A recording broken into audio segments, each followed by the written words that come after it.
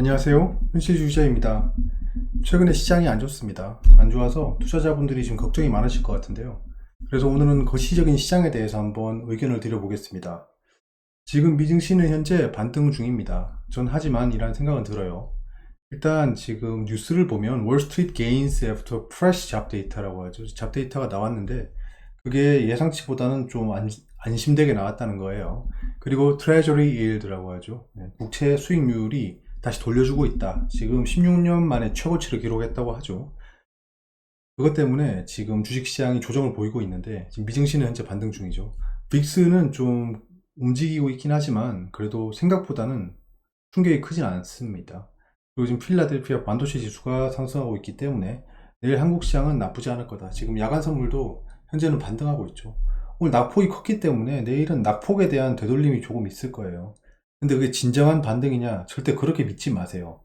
이게 단기 반등이라는 게 그렇게 막 드라마틱하게 일어나지 않습니다. 이 코로나 때 들어오신 분들이 많아서 하락할 때 급격하게 상승하는 그 V자 반등을 보셔가지고 장밋빛 미래를 생각할 수 있지만 반등은 그렇게 빠르게 일어나지 않습니다. 단기적인 반등은 가능하지만 그거를 너무 맹신하면서 들어갔다가는 손해가 커질 수 있습니다. 일단은 좀 간단하게 현재 상황을 설명드려 볼게요. 지금 미국 국채금리 관련 이슈가 있는 겁니다. 현재 이슈가 있다. 악재가 있어서 시장이 망하고 있는 게 아닙니다. 미국 국채금리 관련해서 이슈가 있고 그게 시장의 컨센서스에 부합하지 않아서 부합하지 않는 자금들이 빠지고 있다 정도로 체크하시면 될 것 같아요. 근데 그것도 사실 좀 설명하기 좋은 얘기지 그렇게 시장이 합리적으로 움직이지 않습니다. 멀리서 보면 합리적이지 단기적으로는 합리적이진 않아요. 그것에 가장 큰 기여를 하고 있는 게 ETF 때문이죠. 방향성에 너무 심하게 베팅을 하는 장세가 됐습니다. 그래서 하락도 심화되고 상승도 심화되는 시장이 펼쳐지고 있는 거예요. 그래서 예전에 트렌드대로 대응했다가는 생각보다 더 빠지는데 이런 거를 좀 감안하고 대응하는 게 중요하다라는 게 좀 느껴집니다. 왜냐하면 저도 이번에 추석 직전에 반등할 때 반등 전날에 코스닥 레버리지를 베팅했었어요. 그래서 그 다음날 크게 상승을 했었죠. 거의 바닥을 잡았어요. 근데 지금 추석이 지나고 장이 열리자마자 갭 하락을 시작해서 제가 매수한 그 금액보다 훨씬 밑에 내려와 있습니다. 즉 손해 구간에 진입했다는 거죠. 제가 생각했던 것보다 반등세가 약했습니다. 지금 반등 이후에 추가 조정이 있을 거라고 생각을 했잖아요. 말씀드렸다시피. 근데 생각보다 반등이 잘 안 이루어졌고 그리고 추석 연휴라는 변수가 있었습니다. 추석 연휴 동안 이 하느님이 보호하사가 안 되고 국채금리가 요동을 쳐버렸다는 겁니다. 지금 미국 10년물 국채금리가 4.8%를 돌파했습니다. 이게 16년 만에 최고치라고 하네요.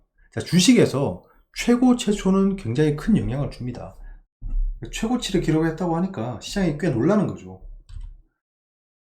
국채금리는 곧 시장 금리예요. 연준이 정하는 그 기준금리가 있잖아요. 그게 간단하게 여러분들 주담대 할 때 코픽스랑 비슷하다 생각하시면 돼요. 코픽스 금리가 있고 은행이 제시하는 금리가 있잖아요. 코픽스 금리는 기준금리고 은행이 제한하는 금리는 시장금리라 보시면 돼요. 그게 국채금리란 겁니다. 국채는 거래가 가능하잖아요. 그래서 이 금리를 형성할 수 있는 거예요. 시장이 금리를 형성할 수 있는 거죠. 국채 수익률입니다. 이 금리나 기대감이 사라졌다는 게 이 국채금리에서 보이는 거죠. 국채금리가 상승을 계속하고 있다는 거예요. 즉, 시장이, 금리가 인상할 거라고 생각하는 거죠. 근데 인상이라기보다는 지금 최근에 점도표 이런 걸 봤을 때, 이제 금리 인상은 다 끝났어. 라고 생각했던 거예요. 금리가 인하될 거야가 아니에요. 금리가 인하될 수도 있어. 까지 갔었는데, 지금 금리가 인하되지 않을 수도 있겠구나 정도예요. 금리가 실질적으로 인하가 되지 않고 상승이 가팔라지면 그때가 악재지, 지금은 악재가 아니란 거예요. 이게 미국채 금리를 매핑해 봤습니다. 지금 그냥 이 거시적인 흐름을 보면 주황색이 2년물, 그 다음에 하늘색이 10년물, 회색이 30년물입니다. 이동평균선하고 똑같다고 보시면 돼요. 시장에 그렇게 민감하게 반응하지 않는 게 초장기채들입니다. 10년물도 장기예요. 근데 2년은 장기까지는 아니지만 3개월 같은 것들에 비하면 장기죠. 그래서 연준의 마음을 가장 잘 반영하는 게 2년물이다. 로 아시면 될 것 같습니다. 최근에 2년물이 급등을 했는데 장기채도 같이 따라 움직이고 있어요. 그리고 장기채가 지속적으로 상승하면서 2년물을 근접하고 있다는 거예요.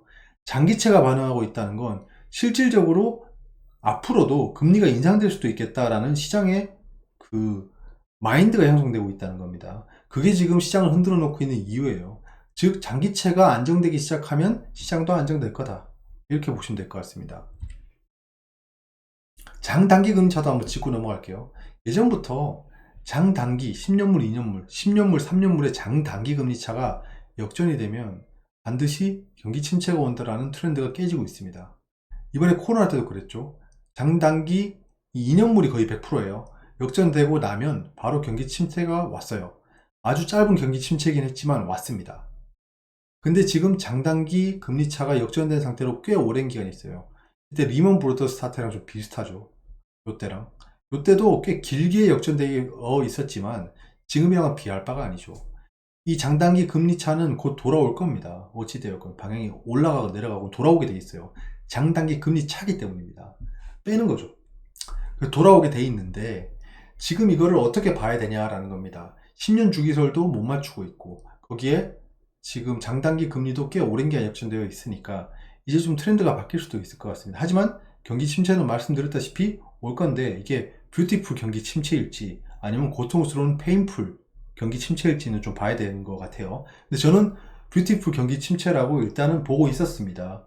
여러 가지 데이터나 그리고 좀 주목할 만한 연사들이 그렇게 예측을 하고 있더라고요. 저도 그거에 동의합니다. 사실 지금 시장에 풀린 돈이 많고 긴축이라고는 하지만 그렇게 큰 자금 회수가 이루어지지 않고 있거든요.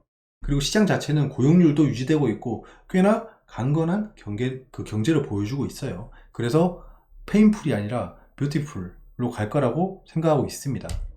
시장이 망가지고 있는 건 아니잖아요. 경제가 망가지고 있는 건 아니잖아요. 시장이 요동치고 있을 뿐이지. 그리고 시장이 굉장히 망가질 거다, 위험 신호가 온다라고 볼 수 있는 지표 중에 하나가 테드 스프레드입니다. 테드 스프레드는 현재는 아무런 반응이 없습니다.